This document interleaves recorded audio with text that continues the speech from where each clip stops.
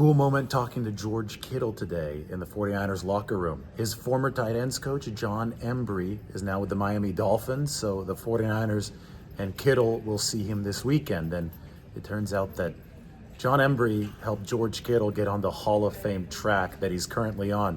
Fined him $10 for certain offenses back in the day, George Kittle's rookie year, 2017. Have a listen. I still remember Embry, I thought, fined you guys $10 every single time that you Jumped, ran like, that or run out of bounds. Yeah. What was the other stipulation? If I jumped while catching the ball, because he says keep your feet on the ground because you can go faster. So looking back on that now, you're obviously the perennial All-Pro player. Those were the initial NFL lessons, though. So do you feel that some of that did really instill the habits that you needed to reach the level that you consistently have reached? You know what? I think Coach Embry did a great job about, showing me the ropes, kind of throwing me a life vest because I was kind of thrown out to sea, when you start as a rookie. But he instilled a lot of awesome things that I still do to this day.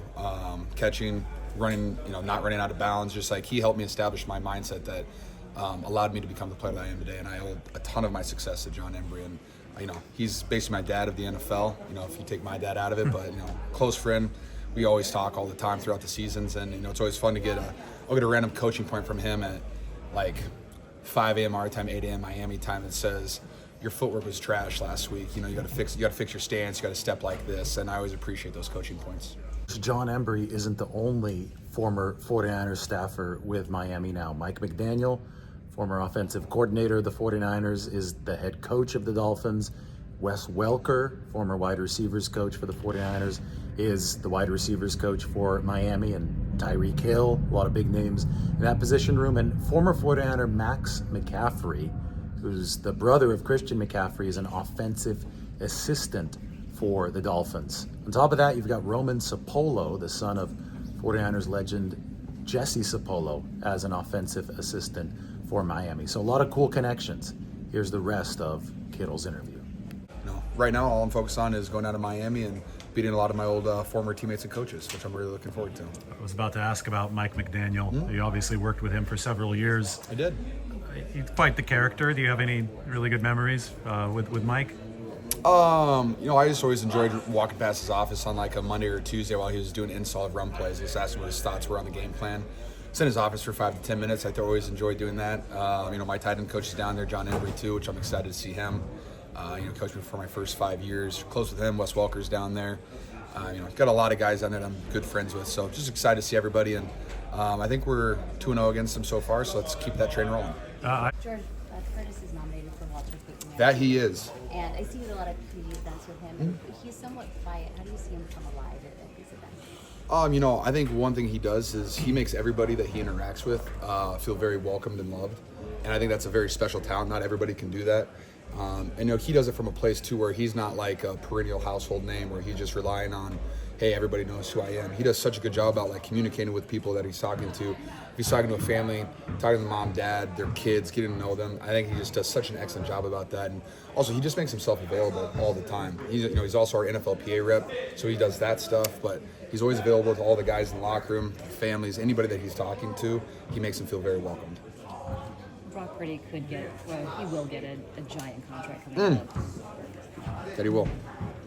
I don't pay attention too much to the internet, but You don't? I try not to. But Okay, Jennifer. There are some people that are saying that 50 to 60 million is too high. What is your counter argument to that? Well, the good thing for me is that I don't have to do this contract. That's not on me, and that's on the organization and the guys on the other side of the aisle. But you know what? I think Brock's did nothing but play at a very, very high level. And the nice thing about contracts is when you play at a high level, you can compare yourself to other people in the league. And when other guys are getting paid $50, $60 million, and you're a better quarterback than they are, hard not to get that same amount of money. And I don't know what Brock's going to do. I think the Niners are going to figure something out to be as team-friendly as you possibly can, but still reward him for the things that he has done and the things that he's going to continue to do for this organization. And what about the intangibles that he brings to the table? Yes, there's play, but there's all the things that people on the outside don't see. I don't know, Brock's what, 24? He's not a kid, but he just has a lot of growth and maturity left in front of him too. So I just think he's going to continually get better and better. And each year you're just going to see a better version of Brock. And, you know, the more mature he gets, I think the more vocal he'll be as a leader and stuff like that too. And I think he does a good job of that already. And I think he's taken a step forward in that this year specifically. But I think next year too, he's just going to come back and be even more of a vocal leader for us. You know what? I speak to, you know, guys sometimes that I feel like might need a little bit of encouragement. But I would say a majority of the guys, like, they get it, and they get that. You know, you're playing for this Sunday, but you're also playing in, you know, your film's on tape. Coach Shanahan's watching, all the coaches are watching. Like, you don't want to go out there and just put a dud on tape any day that you're ever, you know, get the opportunity to lace up your cleats and your pads. So I think this is a very self-motivated group, and you know, I'm looking forward to a great practice today and then a great game on Sunday. Seems that Jalen Moore has really grabbed his opportunity this year. What have you seen from him? I know you worked some of those combo blocks with him. Just what have you thought of his play so far? You know what? Back during training camp, everyone asked me, you know, how worried I was about Trent Williams not being here, and I was just, hey, I'm excited for Jalen to get the reps because there's going to be a point in the year where we're going to be playing alongside him, and I'm going to need him to be at his best. And so I'm glad I got those reps in training camp because I think Jalen's done a good job. He took advantage of all those reps. You know, I'd love to have Trent Williams playing because he's amazing, but I think Jalen's done a very, very good job about stepping in. He's been really good in the run game. I think he's been very sufficient in the pass pro game, and he's a good energy out there too. So I've thoroughly enjoyed playing alongside of him. It seems like he's really elevated his play versus times before when he filled in. Is that something that you've noticed as well? You know what? When you get a handful of snaps, like if you just had to come in the fourth quarter for 6 snaps, that's really tough sometimes. But like when you get games after games and you kind of get your foot in, you get a rhythm, it makes it a lot easier. And I think he's just done a good job of every single week he comes in, he works on something get a little bit better at, whether it's his first step, whether it's his hands, whatever it is. But he's getting better every single week of practice, and then every game too, I think he's just gotten a little bit better. You know that at the end of every year that there's going to be roster change. There's no question about that, win, lose, or draw. Is there such a thing as momentum to take into next season for the guys that you know are going to be here to kind of establish a culture moving forward for next year? Yeah, I mean, I think you want to take advantage of these 3 games that you have in front of you, focus on one at a time. But like, I would much rather win these 3 games and go into the offseason feeling a little bit better. And hey, mathematically, there's a 0.1% chance that we somehow sneak into the playoffs. But you know, hey, if we don't, you know, I'd rather win those 3 games and stub my toe on all 3 of them. That sounds horrible. And you really just want to. Yes, there are changes, but a majority of the guys are going to be back. And I think, you know, I look back at 2017, we were a 1-10 football team. We won our 5 of our last 6 games, and just way more fun. You just have a better energy going into it. And also, like, if you're done playing in January, you're definitely there's a new hunger, I would say, for a lot of the guys who you know, haven't been to the playoffs a bunch and stuff like that. They just, you know, they want to get there for the first time. So it'll be good for our group.